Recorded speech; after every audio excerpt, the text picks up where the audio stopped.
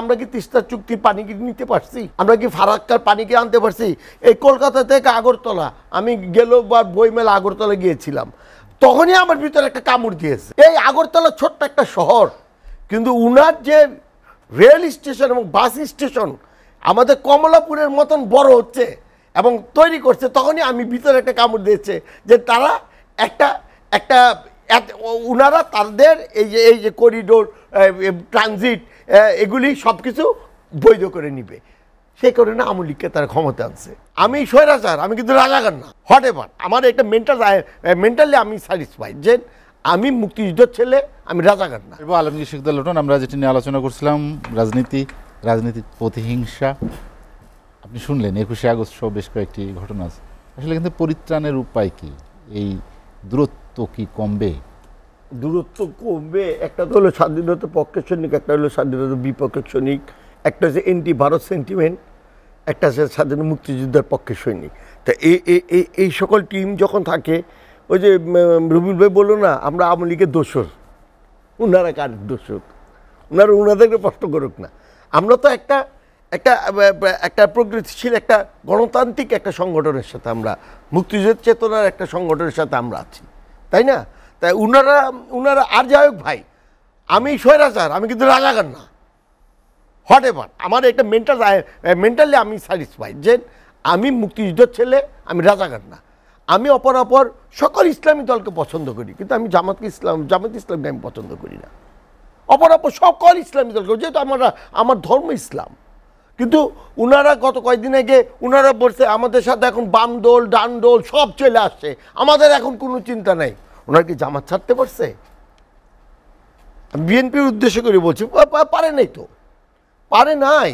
তাই এই সকল ব্যক্তি এখন ভারত সেন্টিমেন্ট মাননীয় প্রধানমন্ত্রী মোদির শপথ গ্রহণ অনুষ্ঠানে গিয়েছিল, আলহামদুলিল্লাহ এটা যাওয়া এটাই স্বাভাবিক।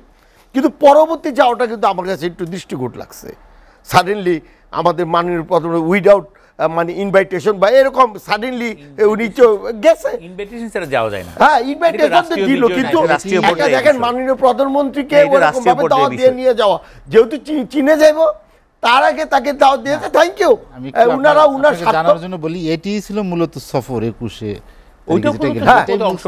এটা উনারা ওই চীনের যাওয়ার আগে উনারা একটা আমাদের মাননীয় প্রধানমন্ত্রীকে ডেকে একটা আমি বলবো ট্রানজিটের সুবিধা, ট্রান্সশিপমেন্টের একটা সুবিধা, করিডোরের একটা সুবিধা, ইনক্লুডিং সব কিছু কিন্তু আদায় করে নিয়েছে। আমাদের এই যে বিএনপি একটা কর্মসূচি দিয়েছে না, ভারত পণ্য বিসর্জন করো, এটা কেন করছে? এগুলি না মাননীয় প্রধানমন্ত্রী গিয়েছে, আমি দেশের উন্নয়নের জন্য গিয়েছে, কিন্তু আমরা কি তিস্তা চুক্তির পানি কি নিতে পারছি? আমরা কি ফারাক্কার পানি কি আনতে পারছি? এই যে করিডোর কত কিলো এই যে এখানে আছে, এই কলকাতা থেকে আগরতলা, আমি গেলবার বইমেলা আগরতলা গিয়েছিলাম, তখনই আমার ভিতরে একটা কামড় দিয়েছে। এই আগরতলা ছোট্ট একটা শহর, কিন্তু উনার যে রেল স্টেশন এবং বাস স্টেশন আমাদের কমলাপুরের মতন বড় হচ্ছে এবং তৈরি করছে, তখনই আমি ভিতরে একটা কামড় দিয়েছে যে তারা একটা উনারা তাদের এই যে করিডোর, ট্রানজিট, এগুলি সব কিছু বৈধ করে নিবে। সেই কারণে আওয়ামী লীগকে তারা ক্ষমতা আনছে। এমনি আনে নাই তো, উনারা স্বার্থ 10 টাকা অস্ত্র যাবে না, উনার স্বার্থ 10 টাকা অস্ত্র তাদের বিচ্ছিন্ন দলের দিয়ে দিবে, সেটার জন্য ভারত তার স্বার্থ দেখেছে। কিন্তু আমাদের স্বার্থ কতটুকু রাখলো? এই যে নেপালের থেকে বাংলাদেশে 18 কিলো কই আমাদের তো বিদ্যুৎ দেয়নি। এখন নেপালে আমরা বাণিজ্য করি, কিন্তু কি হয়েছে জানেন? নেপালে সরাসরি আমাদের মাল যায় না, ভারতে নামার পর ওইখানে শিপমেন্ট হয়, ওইখান থেকে আমার নেপালে যায়। দেখেন কত কষ্ট, অথচ আমরা আমার দেশ দিয়ে দিচ্ছি যা চাইছে। করিডোর কি দেয় নাই আমরা? চট্টগ্রাম থেকে Agartala, that is close two 200 kilo বা 250 কিলো। কলকাতা থেকে যদি আপনি মনে করেন কলকাতাতে, ত্রিপুরার রাজধানী কলকাতার 1536 কিলো প্রায়, সেটা 280 কিলো হয়ে গেছে। আপনি যদি ট্রেনে যান বা বন্দর চিটাগাং বন্দর থেকে যান না কেন?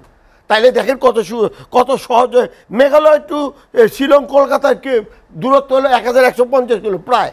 হ্যাঁ, সেখানে চট্টগ্রাম থেকে মেঘালয় 570, বন্দরের সুবিধা, কত সহজে ট্রেন সুবিধা যাচ্ছে।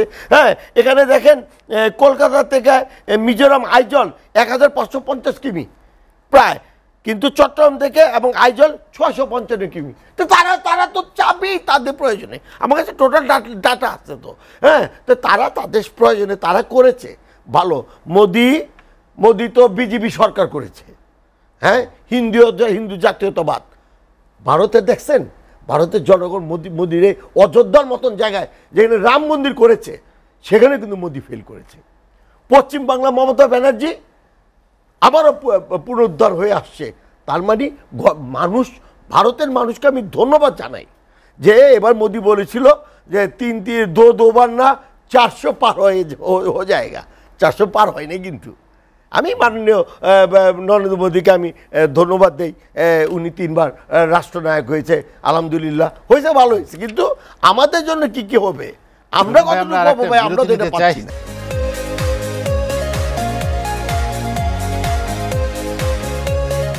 আমাদের একদম শেষ দিকে আলমগীর শিকদার লোটন, আপনি কি মনে করেন যে রাজনৈতিক বিভেদ বা যে বিতর্ক তার অবসান কি? না, রাজনীতি বিতর্ক তো থাকবেই, সব সরকারি পক্ষে ন্যাক্কারজনক যেন না হয়। কিন্তু ভাই বললো না দিয়াবাড়ি থেকে নটরডেম কলেজ, আমি আপনাদেরকে সম্মানের সাথে বললি এত বছর থাকলে দিয়াবাড়ি থেকে কক্সবাজার যে যায় না, এটি তো বেশি। কক্সবাজারও আছে, হ্যাঁ, হ্যাকারে নিয়ে যান গা, এত বছর থাকলে যাবো না।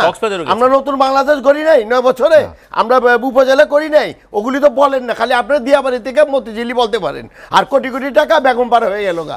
আজকে মালয়েশিয়া কত পার্সেন্ট লোক জানি আজকে ওইখানে গিয়ে বাড়িঘর করে ফেলেছে, দুবাই বাড়িঘর করে ফেলছে। এখন এই দুর্নীতিগুলো এখন বলতে সুইজারল্যান্ড বিভিন্ন ব্যাংক থেকে সুইস টাকা বাংলাদেশের অর্থের পরিমাণ কমেছে। 1 বছরে দেশটি বিভিন্ন ব্যাংকে বাংলাদেশে প্রায় 4.25 কোটি সুইস ফ্রাঙ্ক তুলে নিয়েছে পত্রিকায়। তাই এগুলি বুঝতে হবে যে কোথায় বেগম পাড়া হয়েছে। এখন তো খুব সহজে বলা যায়, খুব খরচ হচ্ছে, রাজনীতি শেষ বলে কিছু না। হ্যাঁ, আমিও মানি, কিন্তু আজ এই যে সিডিপি বলছে আগামী বছর বিদ্যুতের লোকসান দাঁড়াবে 18,000 কোটি টাকা। সিডিপি বলতেছে, এটা তো এগুলি তো বলে তোমরা জাতীয় পার্টি তোমরা বলো, আমরা তো না। আমরা তো এখন একেবারে মানে বোকার মতন বসে রয়েছি, বানের একটা খেলতেছে। আমাদের তো সে অবস্থা নাই, তাই না? এখন যদি দেশের মানুষ শক্তিশালী হয়, দেশের মানুষ যদি মনে করে, দেখেন ভাই আমাদের দেশের মানসিকতা পরিবর্তন করতে হবে। ওই যে বললাম না, অযোধ্যার মতন জায়গা বিজেপি ফেল করেছে। আল্লাহ না করুক বাংলাদেশে যদি কোনো মন্দির ভেঙে মসজিদ করে, ওই পার্টিতে বাংলাদেশে সবগুলিকে ভোট দিব। এই নিয়ে আমার ভয়, এখানেই ভয় যে মানুষগুলো এত ধর্ম অন্ধ কেন। ভারতের মানুষদেরকে দেখে শিক্ষক চিনতে হবে যে না, শিক্ষণীয় ব্যাপার আছে। এই পশ্চিমবঙ্গ মমতা ব্যানার্জির রাজনীতি দেখে শিখে না কেন? খালি ধর্মীয়ভাবে ধর্মের ভালোবাসলাম অথচ ধর্মের লোকগুলো দেশকে ধ্বংস করে দিব, ওইটা মেনে নেওয়া যায় না। মানুষের একটা পরিবর্তন হওয়া দরকার। আপনি বলতেছেন যে রাজনীতি থেকে কি রাজনীতি শেষ বলে কোনো কথা আছে রে ভাই? রাজনীতির কোনো শেষ বলে কোনো কথা নয়। আজকে আমরা আওয়ামী লীগের সাথে আছি, আমাদের ভালো অবস্থান সেই কারণে আছি। বিএনপি সে বিএনপি আমাদেরকে নিতে পারে নাই, বা বিএনপি ম্যাজিক দেখাইতে পারে নাই। আমি মনে করি বিএনপি দুর্বলতা, হ্যাঁ সেটা পারে নাই। আমি আমার মাননীয় চেয়ারম্যান গোলাম মোহাম্মদ কাদেরকে আমি বহুতবার বলছি, স্যার কি ব্যাপার কিছু, উনি বলছেন চুপ ছিল। উনি চুপ ছিল, আমার কথা কোনো উত্তর দেয়নি বিএনপির ব্যাপারে স্যার কিছু এটা বা দেশের রাজনীতি আন্দোলনগুলো দেশের অবস্থা এরকম না, উনি চুপ ছিল। উনি আমাদের সাথে এত বড় চেয়ারম্যান আমাদের সাথে এই সব শেষ করতে চাই। সবাইকে ধন্যবাদ, আপনাকে অসংখ্য ধন্যবাদ।